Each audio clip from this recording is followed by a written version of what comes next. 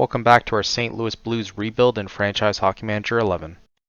So starting our 12th season in charge, 2035-2036 season, it's safe to say that this is going to be our last year at the helm. Just looking at how well we did throughout our career so far, it's been kind of disappointing. We've only had one GM of the year. We haven't had any championships. We've had a couple 50-win seasons, and we're going to end up hitting at least 500 wins, but safe to say that despite all that, it's been a rather disappointment. But we're going to look at some of the acquisitions that we end up doing, and then we'll take a look at how they're projecting us this season. But we'll take a look at the signings first. We did bring in Bogdan Yakchevsky, who's most likely going to play in our AHL team. I don't know why his jersey's not changed.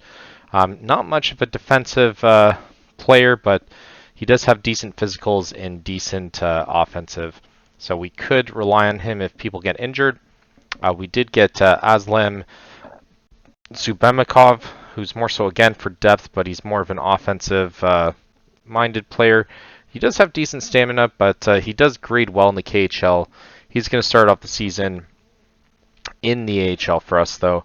And we did get Rafael Ramo, who also isn't going to probably end up playing for us anyways. I think we end up sending him away, actually. So we loaned him out, but we did make some other decisions as well. Take a look showing before.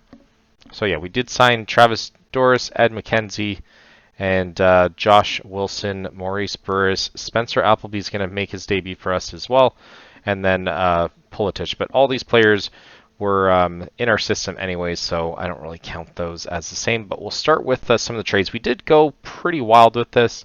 We're going to start off all the way at the bottom, though. Latorno for a second. We end up getting Kaza.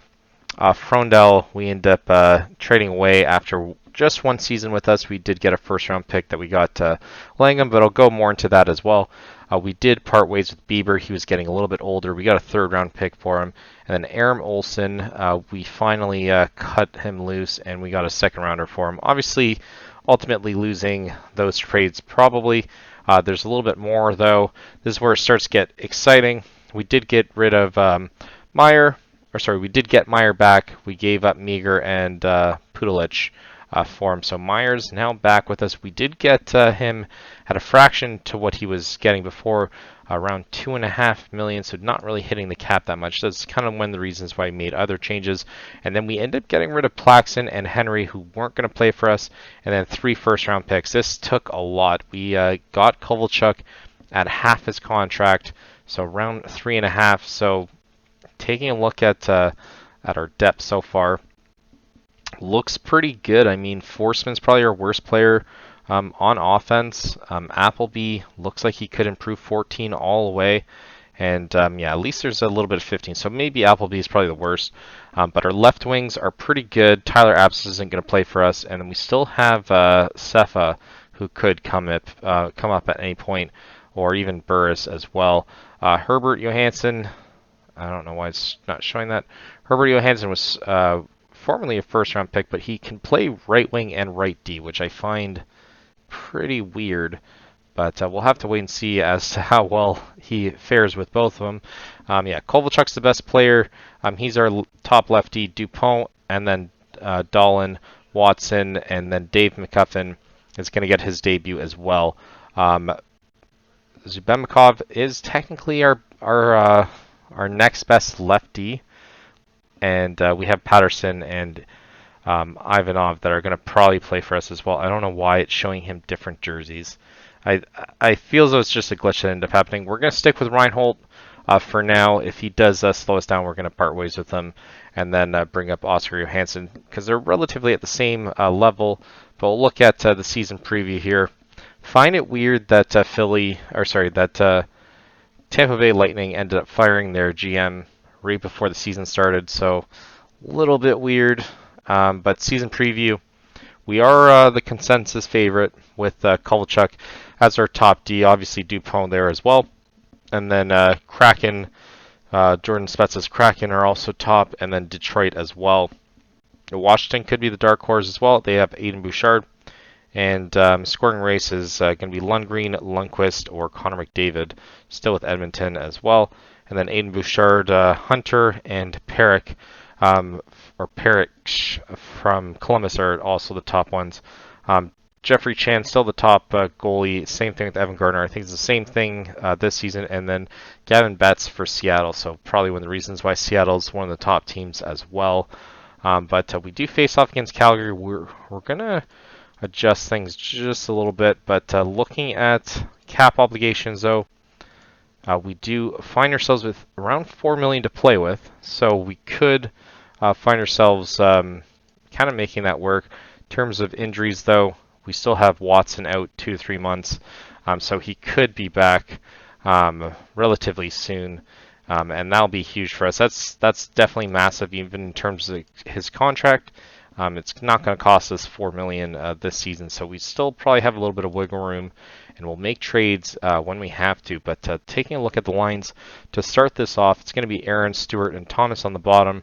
We're going to have Kuhl, Meyer, and Janu as our third line, and then Zlesny, Hagens, and Stepanov as our second. Spangberg, Stutzel, Martoni at the top, and then Kovalchuk, Dupont, Dolan, Patterson, and McGuffin and Ivanov as her D. So a lot of changing in terms of D that could come back to bite us.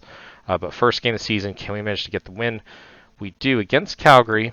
So one of the top goalies we managed to win. Spangberg gets his first, Martoni with his first, and then Kuhl with his first as well. We now set our sights at Dallas. We're going to be home for this, though.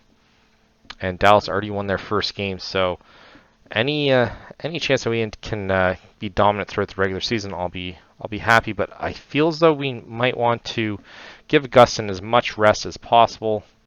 We'll look at the draft probably in the next episode. I feel as though it's going to be a little bit more cool for that. We'll kind of more so focus on some of the games, or we might do it at the end of this episode. So we do win 6-3 there. Pretty dominant fashion. Kuhl, Ivanov, and Aaron score. And then Aaron scores 2 goals to complete his hat trick, and then Ivanov there as well. Ivanov doing pretty good starting off the season.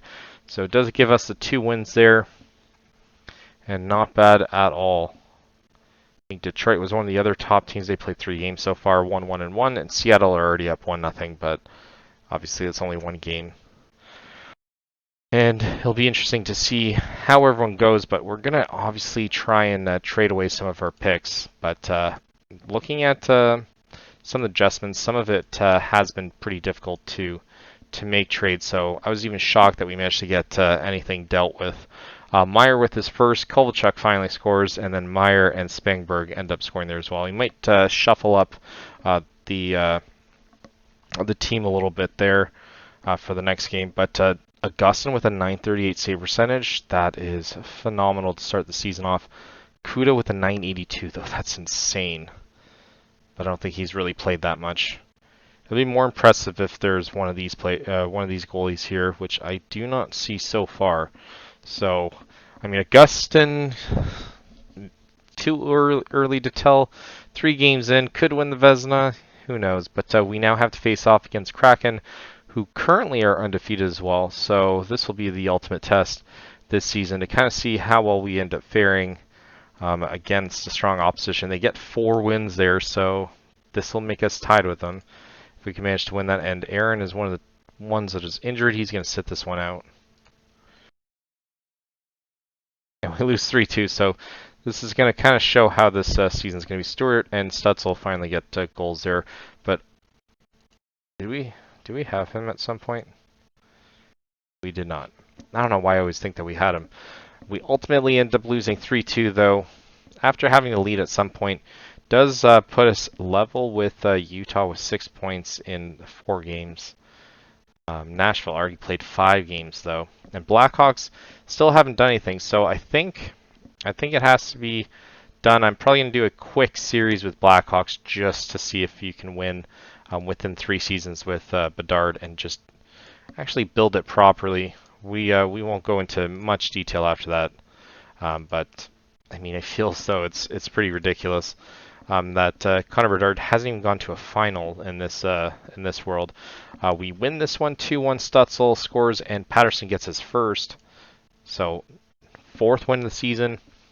And yeah, like I said, I think we're gonna kind of pick teams like Blackhawks and stuff like that. Just do a quick, not even a quick rebuild, just a quick all-in series. I think we might pick some other ones as well. But ultimately, we will be starting a new series probably next week at some point. We do lose this game 2-1. Spangberg with the lone goal there. But still, our losses are relatively close. So no big losses so far. But yeah, we'll probably do maybe an OHL, NCAA series, maybe even abroad as well. Just gonna kind of try and figure it out and play a little bit more of the other modes than necessarily relying just on the NHL. But we'll do some challenges for the NHL. We'll do 1 episodes for those once a week probably, or once every 2 weeks.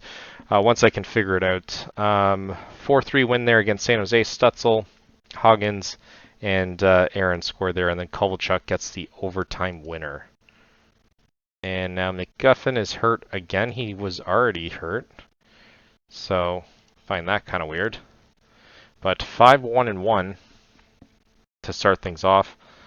At least we had one of the losses being overtime loss. So not bad. But San Jose was 3-4-1. So they weren't necessarily that dominant. Canadians still dominant though.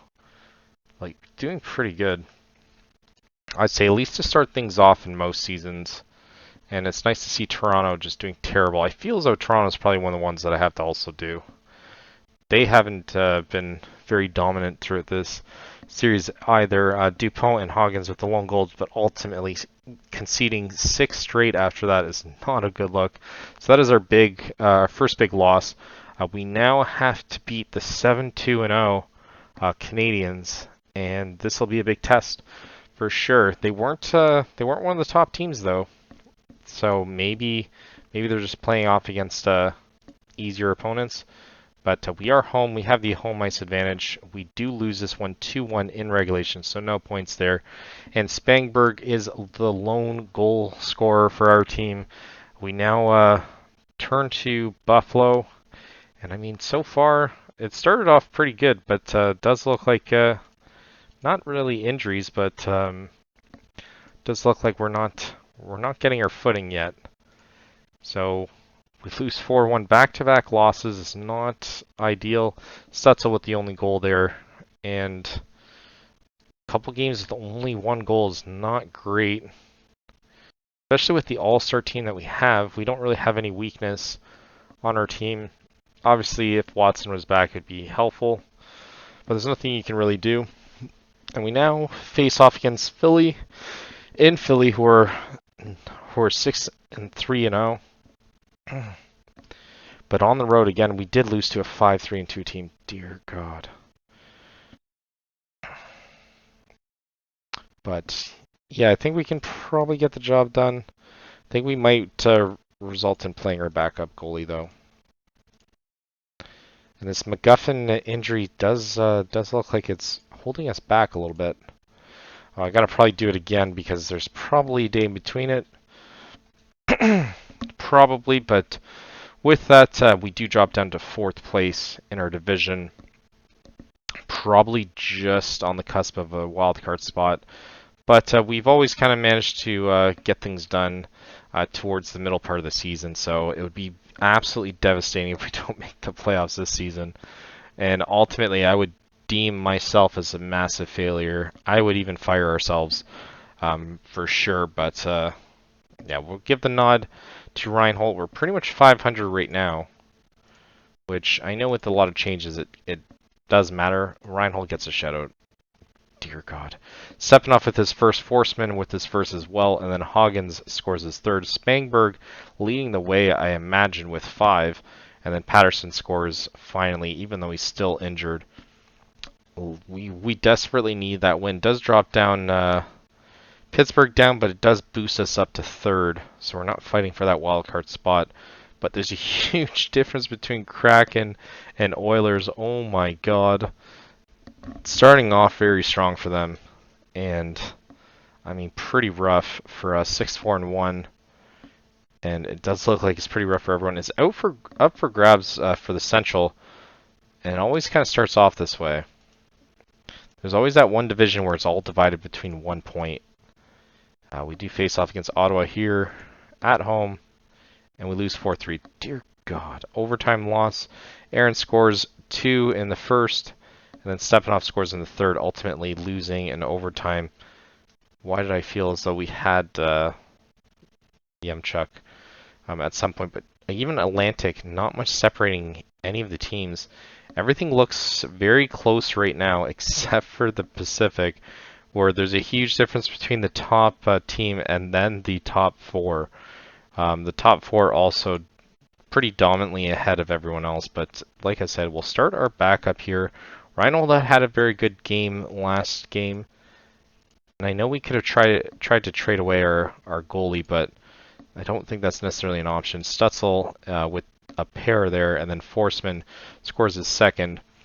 And then Meyer, the recent acquisition, now injured. He's a 1%. I'm imagining he's going to IR. And he is. So we'll end up allowing that to happen. Who comes up, though? I'm not too sure. Forsman's already up. And looks like Bogdan's going to get his opportunity for our team. So we'll end up offloading that. Hopefully it's nothing too serious. And now we turn our sights to Nashville. We're 5-8. Still haven't lost in overtime, but at least we have 7 wins to start things off. 1 win away from the top, and I mean that's pretty good. Utah has a game at hand, so that'll definitely matter there. We do have Nashville and Chicago, who I would say are probably the 2 worst teams in our division at the moment. And we barely beat Nashville. We beat them in shootouts. Anyway, so an overtime loss for them. We finally give it to them. Stepanov scores his third, and then his fourth in the first, and then Spangberg scores his sixth, and Kovalchuk scores his third. Who ends up getting the only 1 goal? So Stepanov with the lone goal, kind of a hat trick, I'll say, and then Bogdan now converting to center. I don't know if I like that. 0 face-off ability, but apparently he's converting to center. That's cause for concern. So, still tied in points with Minnesota. Utah couldn't get that win, though. Does look like they have an extra game as well. They could easily bump up to it, but being that close to first place is ideal. And now facing off against Chicago. Really interesting. Let's start our backup. He's been pretty good. Give Reinhold some rest whenever we can. A home game here, and we lose 3-0. Oh my God. Lucas Sachin, one of the guys that we traded away. Dear God, what did we get? We got Meager and Babcock, who we then traded away Meager after that. So, for Meyer. Yeah. Pretty crazy, though. Oh, no, Dan Meager was different. Okay, so the goalie Dan Meager we traded for.